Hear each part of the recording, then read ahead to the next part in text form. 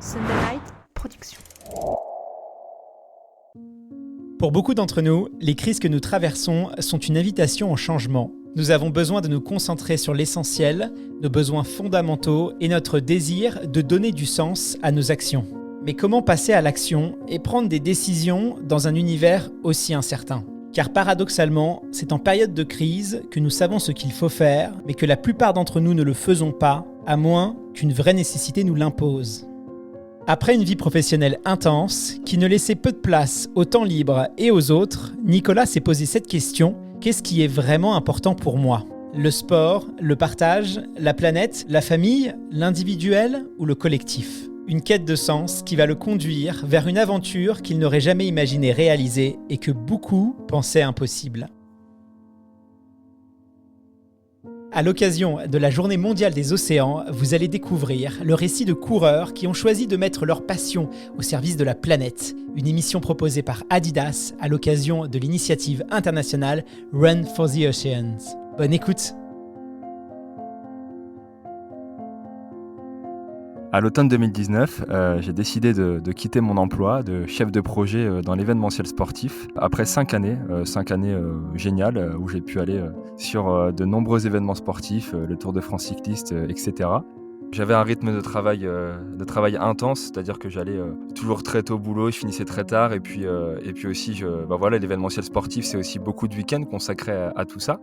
Durant mon travail, pendant 5 ans, j'étais vraiment omnibulé par ça, tout le temps sur mon téléphone pro, vraiment avoir du mal à couper. Et durant ces années-là, je me suis vraiment consacré pleinement à mon travail en délaissant peut-être beaucoup de choses. Alors pas le sport, parce que le sport a toujours fait partie de ma vie, j'avais besoin d'évacuer avec. Et je me suis rendu compte aussi que les événements sportifs, ça polluait beaucoup, beaucoup de productions one shot, etc. Et c'est ce que faisait j'adorais mon boulot, mais c'est ce que je faisais au quotidien.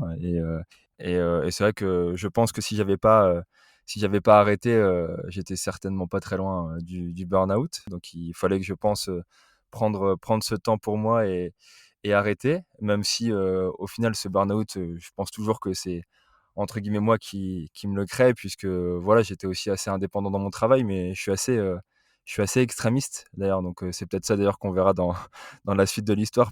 Et donc voilà, après pas mal de temps de réflexion, c'est pour ça que j'ai décidé d'arrêter et de vraiment prendre ce temps pour moi et de faire des choses qui ont du sens. C'était vraiment ce sens, cette quête de sens qui était hyper importante. Alors lorsque j'ai signé ma rupture conventionnelle, j'ai eu un ressenti de bien-être, parce que c'était quelque chose de réfléchi. Donc j'étais pas anxieux, j'étais content parce que je savais vers où j'allais. Je savais aussi que j'allais partir, voyager, prendre du temps pour moi. J'avais un petit pincement au cœur dans tous les cas, parce que ce qui m'a fait tenir aussi sur ce travail, c'était l'esprit de famille qu'on avait. Voilà, j'ai beaucoup d'amis. Quand on parle de métier passion, en effet, c'est aussi que c'était, comment dire? Les gens avec qui j'étais, c'est toujours des amis. Donc voilà, c'était prendre cet envol aussi, partir de cette petite famille qu'on avait construit pendant 5 ans.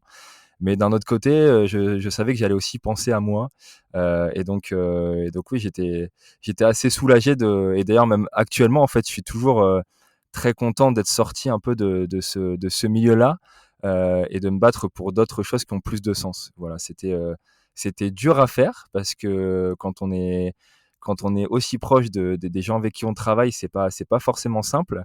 Mais d'un autre côté, c'était un besoin, et donc ouais, c'était une forme de libération pour moi-même et pour prendre du temps.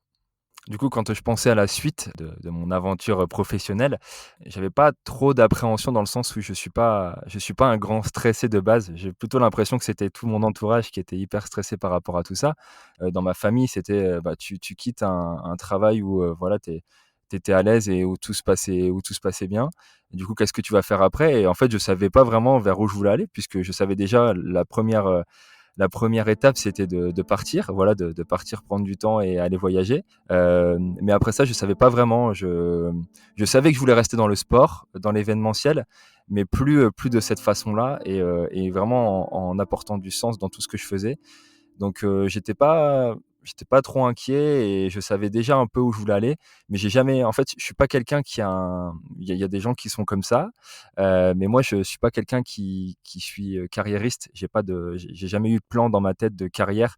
C'est beaucoup d'opportunités, qui se sont toujours dressées devant moi parce que j'ai la conviction que le positif attire le positif et que du coup, il y a pas de hasard et tout s'enchaîne, très bien. Alors, peut-être qu'un jour je prendrai une claque et voilà, j'en aurai, mais j'ai eu beaucoup de claques aussi quand j'étais jeune, dans mon histoire, je pense que c'est surtout ça, hein, c'est mon histoire d'enfance aussi qui a construit tout ce que je suis actuellement et cette histoire, en fait, me permet d'être toujours hyper positif et d'avancer au quotidien.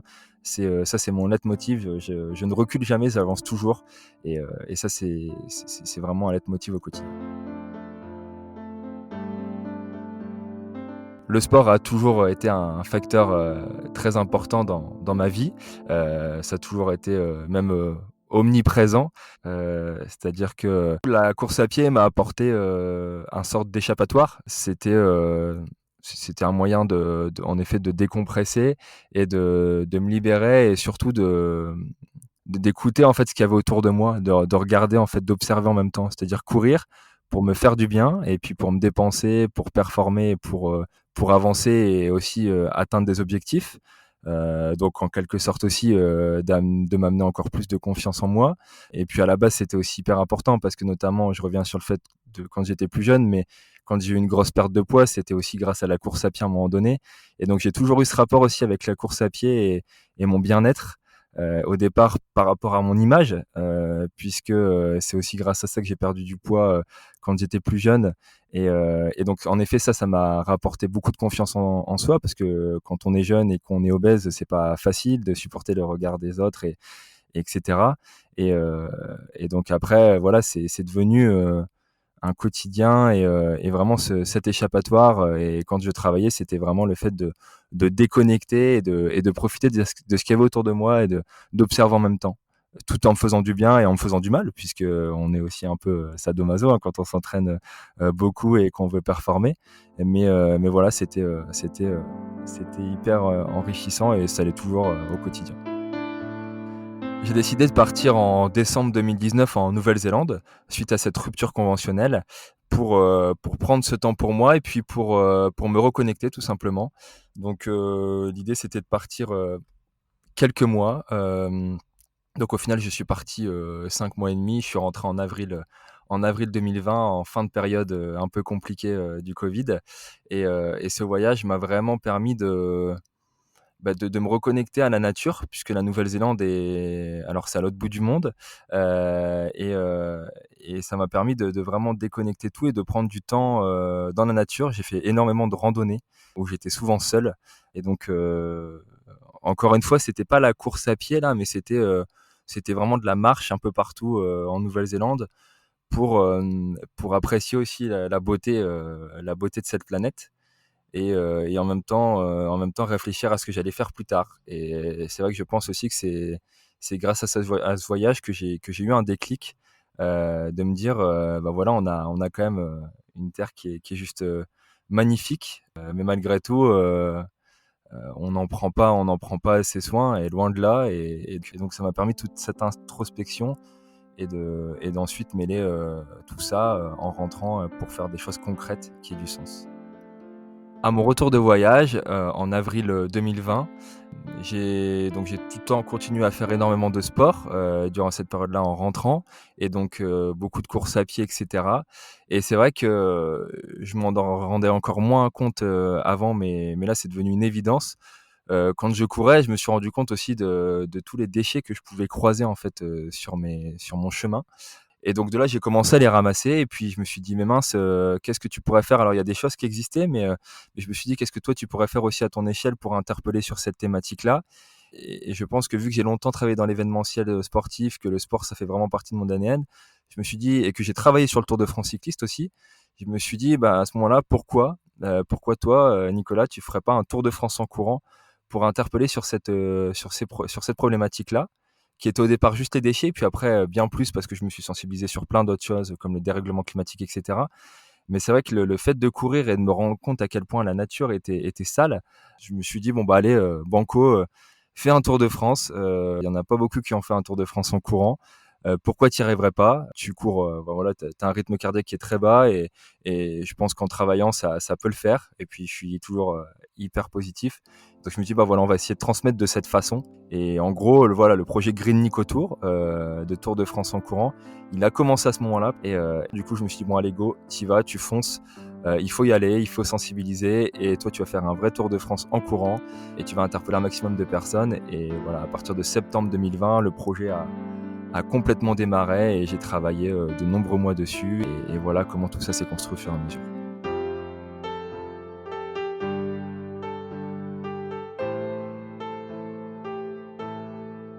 Évidemment, lancer un projet comme un Tour de France en courant, d'une aussi grande envergure, je savais qu'il y aurait beaucoup de travail dedans et heu et je pense que mon précédent travail, pour le coup, dans l'événementiel sportif m'a beaucoup aidé.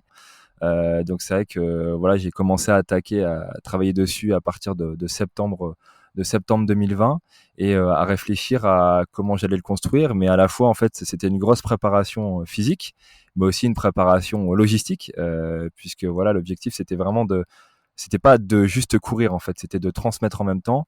Et donc pour ça, il fallait connaître toutes les villes par lesquelles j'allais passer, contacter toutes les communes, les associations, les écoles, etc.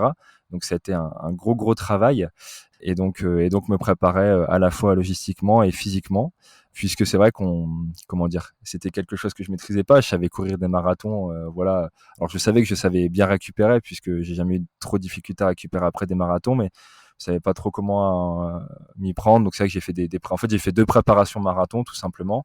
Et ça je l'ai fait personnellement. J'avais pas la volonté de prendre de coach en tout cas à l'époque. Je me suis juste aidé d'un médecin du sport, nutritionniste, pour m'assurer que physiquement je tenais bien la route et physiquement je me sentais bien et tout avançait convenablement et voilà comment tout ça s'est construit au fur et à mesure. Le 14 août 2021, grand départ de cette aventure, de ce Tour de France, de ma ville natale, à Vieux-Condé, avec beaucoup d'amis, d'associations, puisqu'on avait créé un grand départ pour l'occasion, justement pour sensibiliser. Donc surexcité de mon côté, puisque j'attendais ce moment depuis pas mal de temps. Et donc voilà, surexcité de partir en ce jour du 14 août et surtout très bien entouré. Et puis de toute façon, le départ je m'y attendais pas, a été hyper fort émotionnellement puisque mon frère était arrivé avec ses enfants et j'ai vécu avec eux pendant 1 an et demi pour préparer ce tour et du coup, j'ai pas pu retenir mes larmes et même là, je sens encore toute l'émotion que j'ai à ce départ voilà où il fallait vite que je parte en fait. J'ai attendu de partir pendant longtemps et je voulais vite partir, enfin je voulais partir et c'est vrai que dès qu'on a donné le départ, je suis vite parti puisque j'ai senti toute l'émotion qui rentrait en moi et donc voilà, je me souviens avoir pleuré pas mal de temps avec toutes les personnes qui m'entouraient et puisque sur cette étape j'ai eu la chance d'être accompagné par une vingtaine de personnes au départ. Et puis il y avait ce vélo aussi qui transportait le matériel. Voilà, j'avais un vélo qui m'accompagnait pendant tout le Tour de France avec un grand relais partout en France avec des personnes différentes. Et donc voilà, départ vers 14 heures, étape ce jour-là c'était plus de 38 kilomètres, je pense qu'on était à une quarantaine de kilomètres euh, et pour arriver dans la métropole lilloise. Et donc ça a été une étape assez dure mine de rien puisqu'on est parti donc en début d'après-midi, il faisait très chaud et c'est vrai que j'ai vu des amis en fait s'arrêter au fur et à mesure parce qu'ils avaient pris un coup de chaud, etc. Donc bon, ça avait pas toujours hyper en confiance, mais bon, en tout cas, je me sentais bien parce que j'avais certainement cette force qui voulait que j'avance au fur et à mesure. Mais voilà, un moment hyper agréable et puis l'arrivée ce jour-là dans la métropole lilloise, accueilli par des amis et donc première étape vraiment géniale et bah, j'en garde encore des très bons souvenirs et hyper forts. Après quelques jours de départ, du coup, et les étapes qui se sont enchaînées, beh, je me suis rendu compte aussi qu'il y avait des imprévus et ça, je le savais aussi puisque c'est aussi le lot d'une aventure. Et donc, c'est vrai que je pense que dès la troisième ou quatrième étape, voilà, on a une sensibilisation qui s'est pas faite et on a dû allonger l'étape pour aller plus loin. Donc, je sais qu'il y a une étape où c'était prévu, par exemple, de faire 40 kilomètres et où j'ai dû faire 50 kilomètres. Donc, déjà là, une peur de peut-être pêcher physiquement à un moment donné, mais tout s'est bien passé. Quand on court 38 kilomètres par jour, le corps s'adapte forcément. Et d'ailleurs, c'était la vraie clé de voûte de ce Tour de France. J'ai perdu beaucoup de poids, j'ai perdu 8 à 10 kilos au total sur cette aventure. Heureusement que j'avais quelques réserves en partant. C'est vrai qu'il faisait très chaud et il a fait très beau. Et donc, c'est vrai que mes cheveux, mes cheveux à la fin du tour, je pense qu'ils ressemblaient plus à de la paille à des cheveux puisqu'ils étaient très, très, très blonds. Et puis oui, le corps se muscle, s'affine. Dans la tête, on devient aussi plus solide. Et je dirais que en fait, le corps s'est habitué. En fait, je dirais que le corps, je n'aime pas l'associer à une machine, mais c'est quand même une belle machine dans le sens où quand on court tous les jours 38 kilomètres, voilà, le corps s'habitue à cette charge tous les jours. Et donc c'est vrai qu'au début, c'était plus compliqué en fait qu'à la fin, parce que le corps, en fait, c'était vraiment comme si j'allais au travail chaque matin. Et le corps en demandait tous les jours, tous les jours. Et surtout, je savais que derrière, je voyais des personnes au quotidien, je voyais des jeunes, et c'est ce qui me motivait en fait.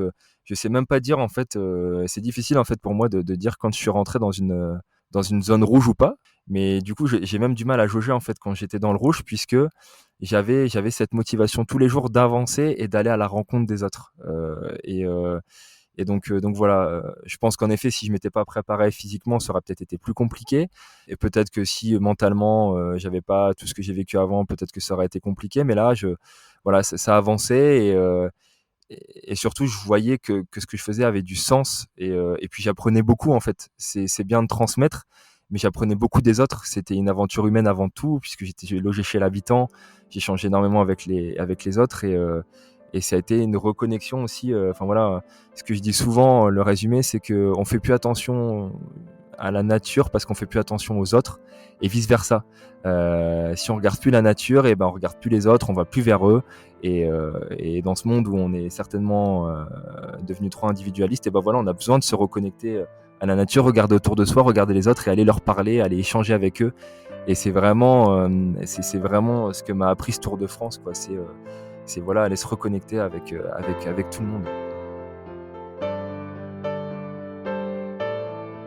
Plus je me rapprochais de l'arrivée finale à Paris, plus voilà, j'avais. Alors d'un côté, c'était mitigé parce que je voulais arriver, finir cette aventure, mais de l'autre, encore profiter de tout ça. Et donc c'est vrai que ça a été aussi un point hyper important dans mon Tour de France, c'est-à-dire que j'ai toujours visionné en quelque sorte cette arrivée à Paris. Beaucoup de personnes en parlent, mais visionner, c'est essentiel en fait pour atteindre ces objectifs. Et je l'avais en tête depuis longtemps en fait, cet objectif d'arriver à Paris. Et donc je l'imaginais avec plein de personnes, mon entourage, et puis surtout de belles sensibilisations, et puis encore une fois de la transmission. Et donc c'est vrai que je me rappelle encore, parce que pour le coup, à la fin du tour, puisqu'on était au mois de décembre, j'ai eu quand même 1 ou 2 semaines à la fin qui étaient très compliquées au niveau de la météo, où j'ai pris de la grêle, etc. Et dans ma tête, j'avais dépassé les 100 étapes. Et du coup, je me disais à chaque fois, je pense que les gens qui me regardaient peut-être me prenaient pour un fou d'ailleurs, et parce que je devais peut-être un peu parler tout seul, mais je me disais toujours, mais en fait, vas-y, tu peux mettre autant de grêle que tu veux, tu peux mettre de la neige, etc. J'ai fait 100 étapes, l'arrivée à Paris arrive bientôt. Je m'arrêterai pas parce que j'ai fait 100 étapes, parce que j'ai fait autant de kilomètres, et que je peux plus m'arrêter. Donc j'étais vraiment dans cette dimension peut-être un peu extrême, mais en tout cas où je savais que voilà, c'était que j'allais y arriver, et puis avoir passé le doute en fait de tous mes proches, parce que tous mes proches m'ont avoué après, mais ils m'ont dit, mais en fait quand t'es parti, on s'est dit il va tenir 3 semaines, jamais il va le faire, quoi. Et donc ça, c'était drôle, parce que moi j'ai jamais douté de ça. Et donc ouais, l'arrivée à Paris était vraiment ce point culminant, et ça a été hyper fort d'arriver au stade Charletti, en effet, pour fêter tout ça.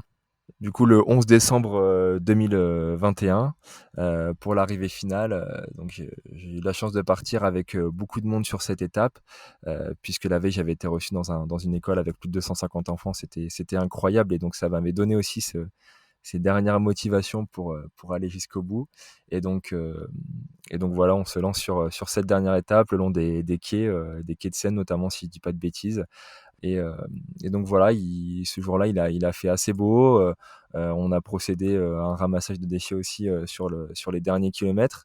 Et de voir tout cet enthousiasme autour de moi, c'était encore une fois très très fort. Et puis arriver dans ce stade avec mon entourage, avec des gens que je connaissais pas, mais qui avaient suivi toute l'aventure et qui me racontaient en fait au final via parce que je postais beaucoup sur les réseaux sociaux pour raconter l'aventure et qui me retraçaient aussi, qui m'ont fait beaucoup de rappels. Puis voir aussi les personnes qui m'ont accompagné durant l'aventure sur le vélo, etc., qui étaient là aussi à l'arrivée. C'était ouais, j'ai pas de mots sur ça parce que voilà, je suis arrivé, je pense que je peux être assez émotif aussi, donc je suis je suis encore une fois tombé en larmes comme au départ au final avant de partir. Je pense que je suis revenu à ça et, et c'était hyper fort et puis à la fois hyper excitant d'arriver et puis de me dire au final que j'allais bien, que tout se passait bien physiquement, que j'étais en forme et que voilà, ce Tour de France était terminé, que j'avais fini, cette carte que j'avais dessinée. Mais du coup, ouais, à mon arrivée sur le parvis, du coup du stade Charletti, voilà, il y avait toutes ces personnes, tous ces stands de sensibilisation et puis aussi ce match qui nous attendait. C'est-à-dire que pour l'occasion, le Paris Volley recevait le club de Tourcoing, qui est un beau symbole puisque ça n'a jamais été prévu, mais Tourcoing, c'est une ville de ma région de France. Donc c'était assez drôle aussi d'arriver ce jour-là pour ce match-là. Et donc c'est vrai qu'après cette journée hyper forte avec tout le monde, voilà, j'ai eu la chance de donner le coup d'envoi aussi de ce match, d'assister à ce match et puis surtout de passer un très bon moment avec toutes les personnes qui étaient restées avec moi pour clôturer cette aventure et puis se détendre autour d'un match et passer un bon moment tous ensemble. Ce que je retiens de mon défi, du coup, c'est la force aussi qu'on peut avoir chacun aussi, la force mentale et puis ce qu'on peut construire en croyant fortement à ce qu'on souhaite, à ce qu'on veut atteindre. Ce que je conseillerais en fait aux gens qui veulent construire des projets, même des fois un peu fous, c'est déjà de croire en ses rêves et d'essayer. Même si on perd, même si c'est un échec, il faut essayer et croire en soi aussi. Et je pense qu'après les choses se font naturellement. Alors je dis pas que tout est toujours simple, au contraire, il y a des barrages. C'est normal d'avoir des doutes parce que les doutes ils nous permettent aussi d'avancer, mais il faut tenter. Il faut tenter parce que sinon vous vivrez avec vos remords et il faut pas vivre avec ses remords. Au contraire, il faut avancer et profiter aussi de ce qu'on a et des idées qu'on a pour aller jusqu'au bout. J'espère que ce podcast vous a plu et si c'est le cas, n'hésitez pas à le partager autour de vous, peut-être qu'il inspirera l'un de vos proches. Cet épisode a été réalisé par Sunday Night Productions avec le soutien d'Adidas dans le cadre de l'initiative internationale Run for the Oceans. À bientôt!